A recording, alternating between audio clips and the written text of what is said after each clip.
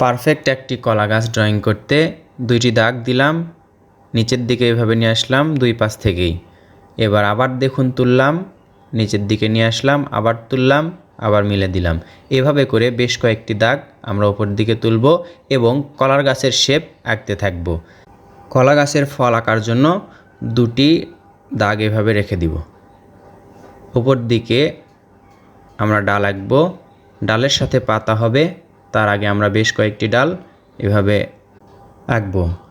ড্রয়িংটি করতে আমরা ব্যবহার করছি 4B pencil, matador venous 4B pencil. যে কোনো ব্র্যান্ডের পেন্সিল দিয়ে আপনি আঁকতে পারেন। এখন উপরের ডালটি আঁকার পর আমরা পাতা আঁকছি।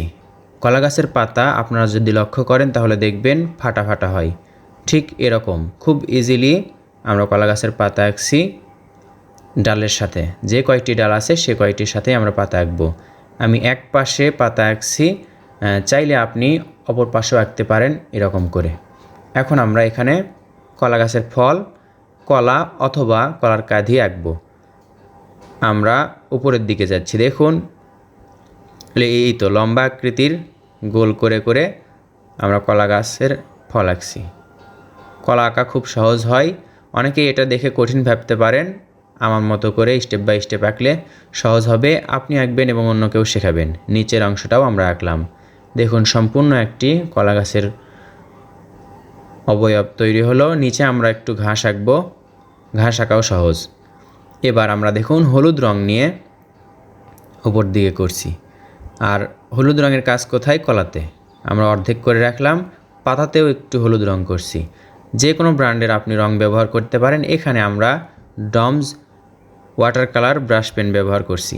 আপনারা চাইলে প্যাস্টেল কালার, পেন্সিল কালার অথবা যে কোনো রং দিয়েই করতে পারেন। সহজ কয়েকটি রং দিয়ে আমি শেখাচ্ছি।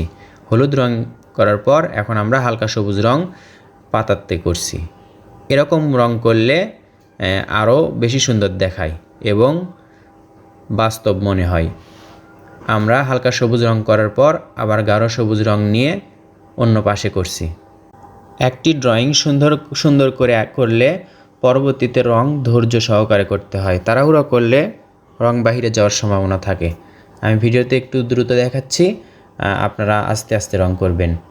এই পাতাটুকু আমরা বাড়তি করে দিলাম, এতে আরও সুন্দর দেখাবে। যদি পাতা দু একটি ওপর দিকে আরও বেশি দেওয়া যেত আরও ভালো হতো। এবার হালকা সবুজ রং নিয়ে দেখুন গাছের পুরোটাই আমরা করছি। ওপর দিকে যেই কাঁচা হলুদ রংটি ছিল সেটা আমরা ফাঁকা রেখেই করছি। এই দাগটা যদি একটু বাড়িয়ে দেওয়া যায় তাহলে সুন্দর হতো। এখন আমরা এখানে রং করলাম হালকা সবুজ রং, এই হলুদ রঙের মাঝে একটু একটু করে করলেই কোনোটা হলুদ পাকা কলা এবং কোনোটা কাঁচা কলা দেখাবে। এবার আউটলাইন বা সাইন পেন বা মার্কার পেন দিয়ে দাগ দেওয়ার পর কলা গাছটি দারুণ লাগছে। আপনার কাছে কেমন লাগলো কমেন্ট করে জানিয়ে দিন। শিখতে পারলেন কিনা এটাও জানাবেন।